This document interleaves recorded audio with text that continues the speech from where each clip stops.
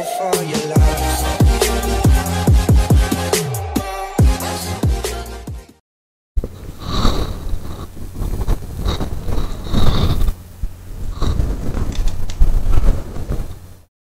Assalamualaikum warahmatullahi wabarakatuh. Halo kawan VS semuanya, apa kabar nih? Semoga selalu sehat dan baik-baik aja nih ya. Ketemu lagi bareng aku Cindy di program kesayangan kita semua. Dimana lagi kalau bukan di Halo BK. Halo BK, BK sahabat siswa.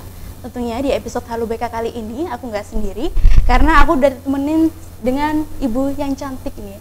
Halo, ada Bu Indri. Halo Bu Indri. Halo. Apa kabar Bu Indri? Alhamdulillah sehat. Alhamdulillah Baik. sehat. Semangat Bu buat tahun baru nih. Mau Iya. tahun baru ya. Semangat tahun baru. Juga Bu Indri ini adalah salah satu alumnus SMA Negeri 1 Mojosari tahun 2009. 2009. Dan juga saya doain Ibu program doktoralnya berjalan dengan lancar dan cepat lulus. Amin. Terima Ya Rabbal kasih. Alamin. Di samping Bu Indri nih kawan VS juga sudah duduk salah satu siswa cantik nih dari SMA Negeri 1 Mojosari. Udah action nih. Ada Orin. Halo Orin. Hai Kak. Halo, perkenalan dulu dong ke kawan VS semuanya. Ini Orin dari kelas mana? Hai, aku Orin, aku dari kelas 11 MIPA 2. Kalau mau nyariin aku, kelas aku ada di bawah ya. Barangkali ada yang kecantol sama Orin. Dan berhubungan juga itu kawan VS, topik yang kita bahas pada Halo BK kali ini adalah topik yang menurut aku sendiri sangat menarik. Karena pastinya kawan-kawan milenial, ini bagi kawan VS yang nonton, udah nggak asing dengan topik ini, yaitu pacaran. Tapi sebelum kita beralih ke sana kawan VS, buat kawan VS yang belum subscribe YouTube kita, cepetan subscribe sekarang. Like, komen sebaik-baiknya, dan share ke teman-teman kalian. Dan jangan lupa nyalakan loncengnya, supaya nggak ketinggalan kalau misalnya kita upload video baru. Langsung ke topiknya yang sangat seru ini, boleh Bu ya? Udah semangat? Udah siap ya semuanya ya? Siap banget. Oke, pacaran. Ini pertanyaan aku yang pertama ini adalah pertanyaan yang mungkin banyak ditanyakan nih sama kawan VS semuanya. Atau mayoritas orang remaja ini pasti bertanya-tanya nih, sebenarnya pacaran itu boleh nggak sih Bu? Atau ada perspektif sendiri dari pacaran itu bagaimana? Ya sebenarnya kalau pacaran itu karena sudah menjadi budaya, menjadi tren itu sebenarnya boleh-boleh saja ya. Apalagi anak SMA. Iya. Kalau nggak pacaran nggak keren gitu. Iya, kan zaman sudah muda-mudi nih harusnya pacaran. Kalau lo nggak pacaran emang itu suka nggak suka sama lawan jenis. Gitu kan. Gitu. Yang biasanya dihindari terus akhirnya pacaran gitu. Iya, tapi kalau dari perspektif Islam itu kalau mendekati zina itu dilarang. Yang pertama itu.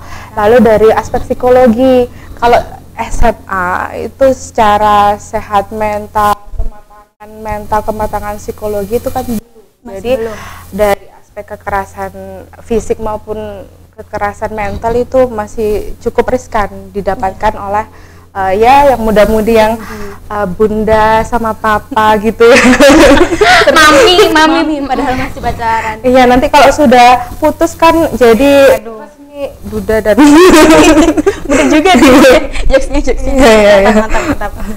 Nah, kalau selain itu juga dari aspek dari masa depan otomatis manajemen waktu ini kalang kabut, amburadul. Karena apa? Karena harusnya siswa SMA itu sudah fokus ya sama saya mau habis SMA ini mau kemana, ini belajar itu, tapi harus ya ada ya, orang berdua yang khusus keluar gitu, lalu belum lagi ada masalah atau yang lainnya, itu cukup manajemen waktu kita harus lebih terkuras untuk hal-hal yang itu.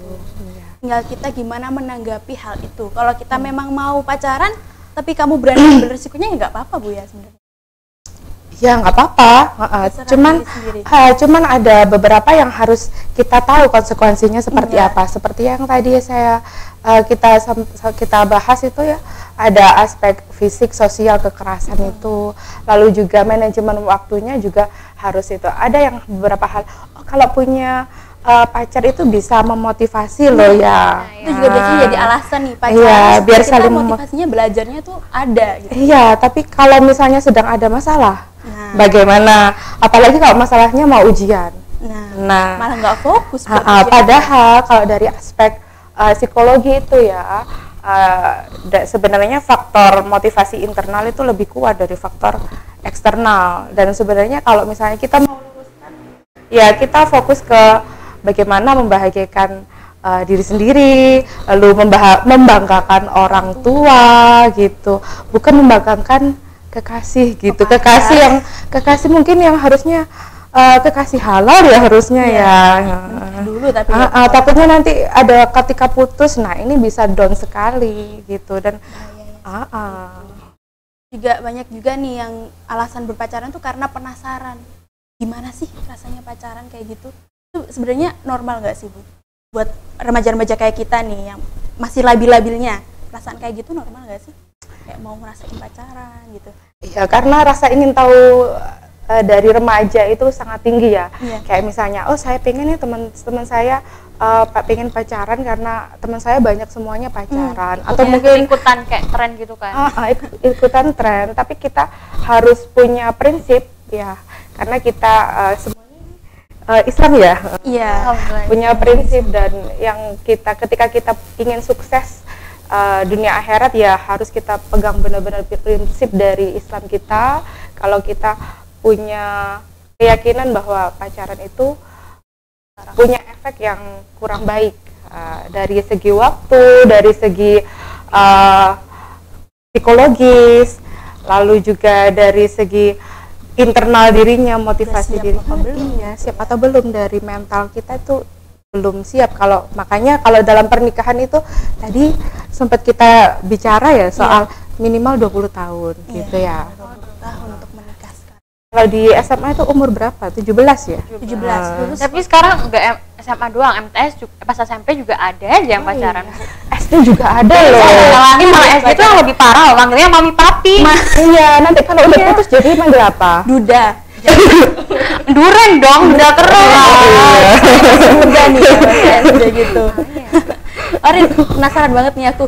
Udah pacaran belum? Apa udah punya pacar? Gebetan mungkin. Duh, aku malu. Jangan ngomong gitu, nanti ini kalau misalnya ada yang mau jadinya nggak jadi. Nggak apa-apa. Bilang aja, aku belum punya pacar. Langsung Instagram. Iya, nanti ditulis di komen ya nanti aku Instagram aku. Nah, ini nanti tungguin ya, Orin nanti komen Instagramnya.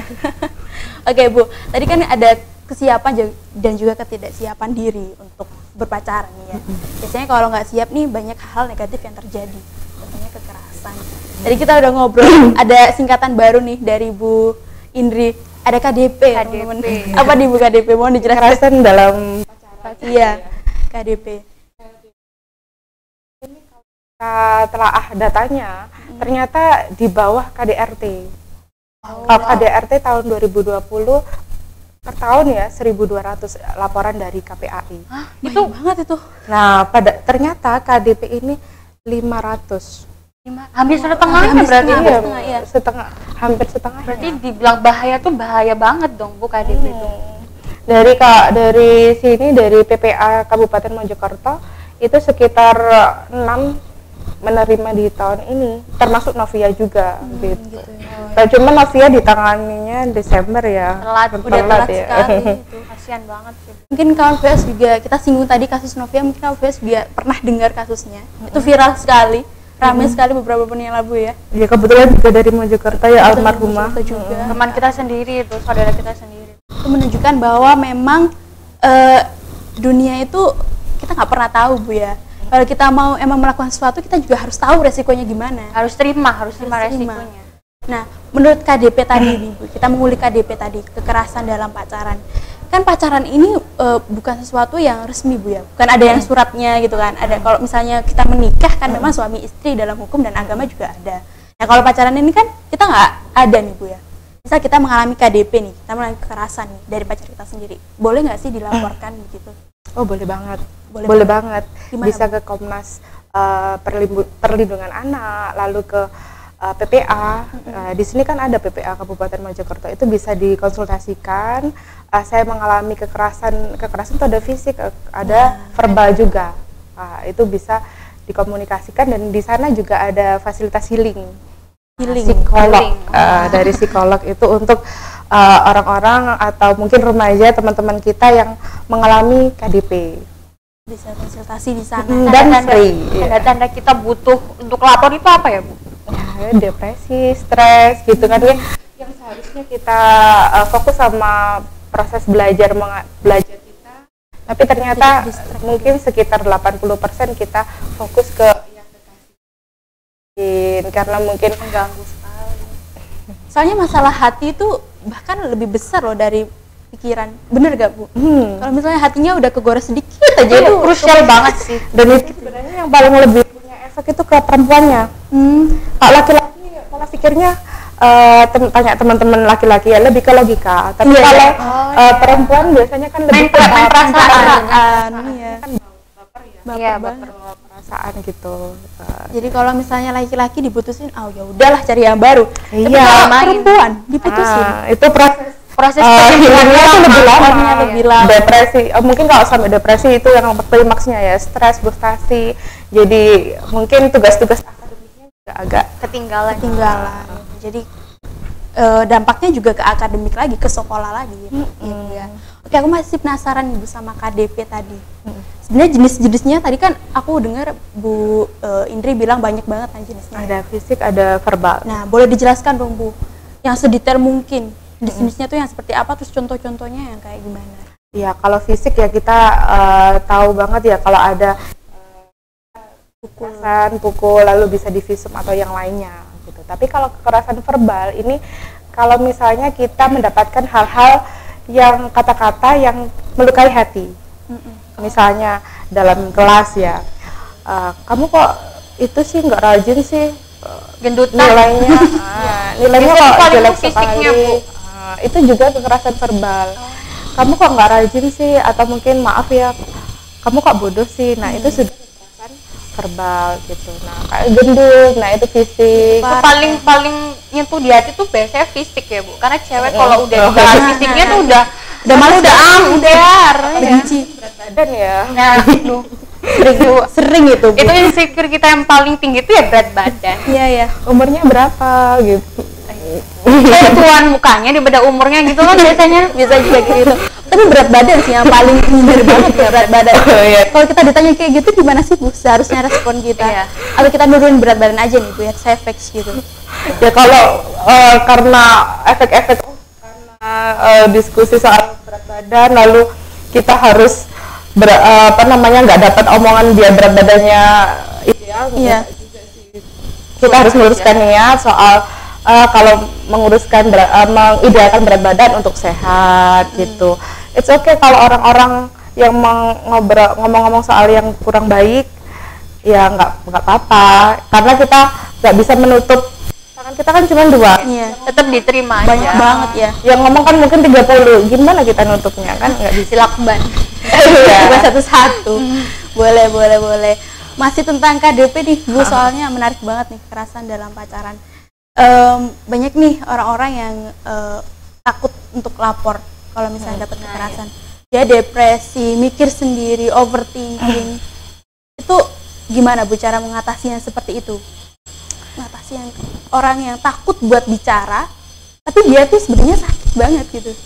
Itu gimana Untuk tuh, Bu? speak up. Iya, Untuk speak up itu harusnya ada keberanian kalau dirinya itu dalam posisi yang benar, dan saya ada kesadaran bahwa agar tidak ada korban yang lainnya, Iya. dan harus ini termasuk sudah bisa di kriteria sudah masuk ke kekerasan kriminal dan bisa dilaporkan ke Komnas, PPA gitu bisa. Dan keberanian itu sebenarnya support system itu sangat penting dari keluarga, terutama orang tua. Kalau remaja ini kan masih tanggung jawab orang tua. Ya. Orang tua ini perlu tahu, perlu memahami perkembangan dari putra-putrinya. Kok ada perubahan seperti ini, kok biasanya ceria, kok sekarang lebih banyak di kamar.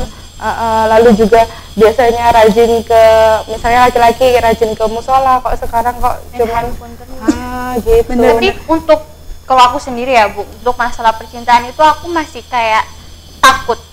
Mungkin teman-teman VOS juga banyak yang aku pengen cerita ke orang tua aku tentang cowok aku. Cuman kadang kita tuh masih kayak ada jarak antara orang tua ya, sehingga kita tuh nggak bisa terbuka, apalagi ini soal pacaran ya kan, pasti ada banyak orang tua yang ngelarang kita untuk pacaran. Benar. Nah itu tuh cara kita dan cara teman-teman semua yang di rumah untuk bisa lebih terbuka ke orang tua kita tanpa ada jarak tentang masalah percintaan tuh gimana sih Bu? Dan gimana kan Bu Indri kan juga selaku orang tua itu tuh gimana respon orang tua itu menghadapi anaknya yang sedang jatuh cinta? Kan nggak mungkin kan ya kalau orang tua tuh selalu nuntut anaknya kamu sama ini harus gini-gini, kan nggak mungkin ya. Ya itu gimana ya Bu? Wow. Hebat banget. Ini tuh topiknya seru. Iya, benerin. Jadi gini, kalau misalnya bagaimana cara biar anak itu enggak gitu. Sebenarnya bukan kita bagaimana anak nggak pacaran, tapi sebelum pacaran orang tua itu seharusnya ada proteksi. Misalnya pengen tahu temennya itu siapa saja. Tanya-tanya. Juga HP itu HP. Kalau malam itu ya, kalau malam itu harus di sini gitu. Jadi kalau dalam pondok pesantren itu kalau HP tidak diperkenankan. Kalau dibelikan berarti apalagi SMP mungkin ya, SMA mungkin kalau kelas atas harus perlu. Tapi kalau yang kelas bawah ini kalau dalam pondok pesantren itu belum diperbolehkan gitu. Jadi itu hal-hal yang perlu diproteksi tuh sebelum. Berarti awalnya dari handphone ya Bu? Iya, dari handphone. Semuanya dari situ ya penyakitnya. Lalu juga dari teman pergaulannya itu juga. Jadi kalau orang tua ini terlanjur saya sudah suka banget sama si A, ya kita sebagai orang tua ya boleh lah pacaran, tapi diedukasi lagi untuk menikah, dan menikah itu tidak membatasi kita untuk tetap berkarir, tetap berpendidikan yang tinggi, tidak sama sekali. Bahkan dalam kalau sudah menikah kan sudah bisa saling support satu sama lain gitu. Baik, terima kasih Bu Yani. Berarti kesimpulannya nih, KDP atau pacaran itu bukan hanya tanggung jawab diri sendiri, tapi orang tua juga input ke situ. Yang gitu ya. Terakhir nih Bu, pesan-kesan untuk kawan VOS semuanya yang lagi nonton nih. Pesan terakhir nih. Aduh, kita dengerin bareng-bareng ya. Iya. Ini sebagai masukan ya buat para remaja yang mungkin ingin pacaran. Iya. Kalau misalnya kita punya budaya berpacaran, tren berpacaran untuk remaja, it's okay, gak masalah. Tapi kita harus sebagai remaja punya prinsip. Kalau kita memilih menjadi minoritas dan punya prinsip, saya kira itu akan menjadi jauh lebih baik untuk mencapai sesuatu yang kita inginkan, dan insya Allah bisa sukses dunia akhirat. Amin. Remaja yang berprinsip kawan saya semuanya. Terima kasih Bu Indri dan juga Orin udah nemenin aku di Halo BK kali ini. Semoga topik yang kita bahas tadi bisa diterima sama kawan semuanya dan tentunya menginspirasi, karena tadi sangat banyak sekali pesan ya sebenarnya.